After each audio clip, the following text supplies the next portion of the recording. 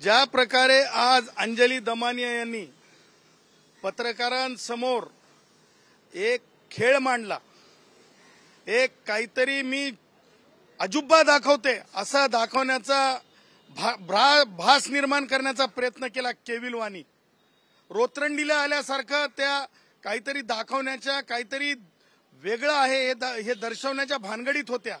परंतु अगोदरही आम्ही सांगितलं होतं की केंद्र सरकारच्या जे मिनिस्ट्री आहे, खास करून बी बियाणांच्या संदर्भातली, केमिकलच्या संदर्भातली, त्यांनी कोणत्याही प्रकारे ऑनलाईन विक्रीला बंदी घातलेली आहे.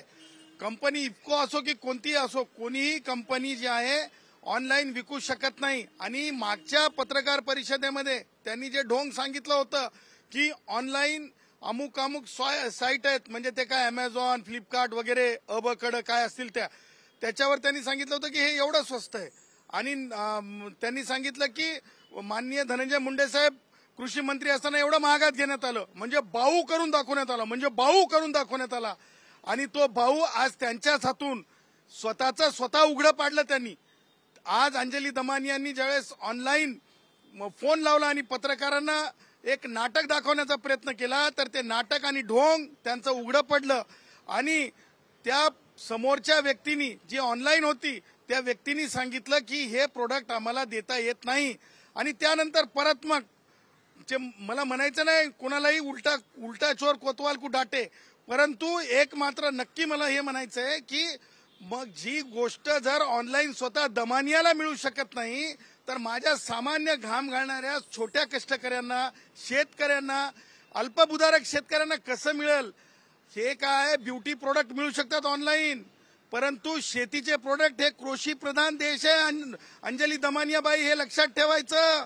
हे कृषी प्रधान देश आहे. या कृषी प्रधान देशामध्ये कोणत्याही एकाही शेतकऱ्यांसोबत चुकीचं होता कामा नाही. हे डंके की चोट पे आम्ही शेतकरी कुटुंबातले आहोत, शेतमजूर कुटुंबातले आहोत. तुम्ही कोणत्या कुटुंबातले आम्ही बघितलेलं नाही तुम्हाला. परंतु तुम्ही नाहकपणे भटक्या विमुक्त समाजाच्या एखादा मंत्री, जे मोठा झालेला माणूस धनंजय मुंडे साहेबांसारखा, त्यांना तुम्ही नाहकपणे टेक्नॉलॉजीचा फायदा घेऊन, काहीतरी माध्यमांना बोलून, स्वतःची बडेजाव करून घेण्यामध्ये आणि कुणाचा तरी वैचारिक रसद मिळवून तुम्ही जे आहे मॉड्यूल प्रमाणे बोलत आहात. आणि मला असं वाटतं, मला कोणाला म्हणायचं नाही भुकतंय म्हणून, कोणी असं भुकणाऱ्यावर कोणी सुद्धा लक्ष देणार नाही. शेतकरी हा वैचारिक सुदृढ आहे, तो दुसऱ्याच्या भरोशावर जगत नाही, घाम गाळतय, शेती प्रधान काम करताय. आणि त्याच्यामुळं मला हे सांगायचं आहे की आज जे आहे सेप्शोल अंजली दमानिया यांचं पितळ फुटलेलं आहे, त्यांचं पितळ उघडं पडलेलं आहे. त्यांच्या पर्दे के पीछे कौन है भाई, पर्दे के पीछे क्या है भाई? आता जे पर्दे के पीछे वाले आहेत ना, त्यांना अंजली दमानियांनी जाऊन विचारावं. ज्यांनी अंजली दमानियांना हे पुरवलेलं होतं की ऑनलाईन मध्ये स्वस्त मिळतंय. स्वस्त नाही, फसवणूक मिळते ऑनलाईन मध्ये. स्वस्त नाही, फसवणूक मिळते ऑनलाईन मध्ये. स्वस्त नाही, फसवणूक मिळते ऑनलाईन मध्ये. एक बाब लक्षात घेतली पाहिजे की एसटी महामंडळामध्ये प्रोव्हिडंट फंडचे पैसे आमच्या एसटीतील ड्रायव्हर साहेब, कंडक्टर साहेब, मेकॅनिकल साहेब यांच्या घामाचे पैसे कापले जात आहेत, परंतु त्यांच्या प्रोव्हिडंट फंडाच्या अकाउंटला जमा होत नाहीत. त्याच्यामुळे ते पैसे त्या भावांना मिळत नाहीत. त्याचबरोबर एसटीतील कष्टकऱ्यांचेच पैसे जे आमच्या बँकेचे सभासद एसटी महामंडळाकडून कापले जात आहेत मागील 4-5 महिन्यापासून, म्हणजे गोगावले साहेब जेव्हापासून अध्यक्ष होते तेव्हापासून, पण तेही पैसे दिले जात नाहीत. दोन्ही पैसे न देणं हे अत्यंत वेदनादायी आहे. दोन्ही पैसे न देणं हे सेप्शोल आमच्या कष्टकऱ्यांची फसवणूक आहे. एसटीतल्या ड्रायव्हर साहेब, कंडक्टर साहेब, मेकॅनिकल साहेबांच्या पैसे इतरत्र वापरले जात आहेत. सांगायचं तात्पर्य, गिरीश देशमुख नावाचे जे अधिकारी आहेत, ते अधिकारी उद्धव ठाकरे यांच्या प्रेमातले आहेत. आणि त्यांना वारंवार हे सांगून, पत्र देऊन सुद्धा शासनाची, सरकारची बदनामी होण्यासारख्या टिप्पणी लिहितात, नोंदी टाकतात. त्यांना हे सुद्धा त्यांचं डोकं भानावर राहत नाही की एकदा पगारातून कापलेले प्रोव्हिडंट फंडचे पैसे, पगारातून कापलेले बँकेच्या हप्त्याचे पैसे हे देणं आवश्यक आहे. तसं न देणं चिटिंग आहे, तसं न देणं मिसअप्रोप्रिएशन ऑफ फंड आहे.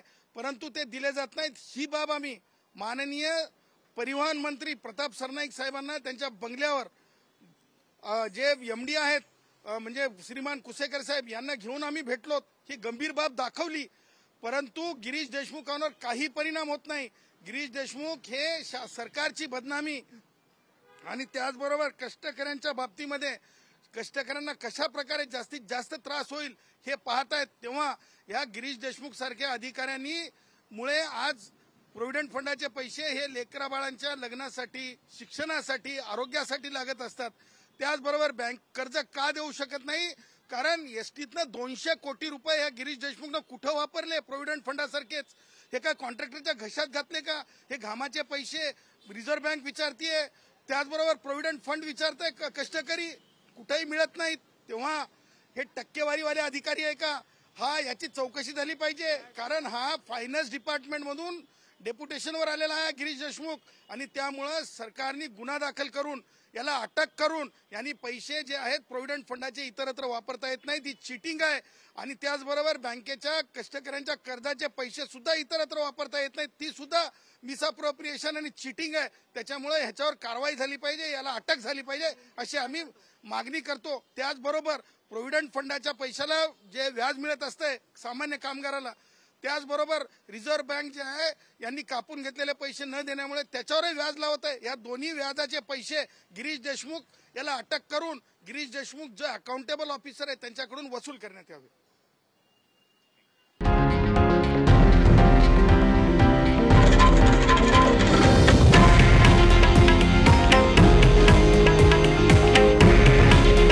हे आहे देशातील नंबर 1 न्यूज नेटवर्क आणि आपण पाहत आहात TV9 मराठी। काळजी तुमची, हित महाराष्ट्राचं।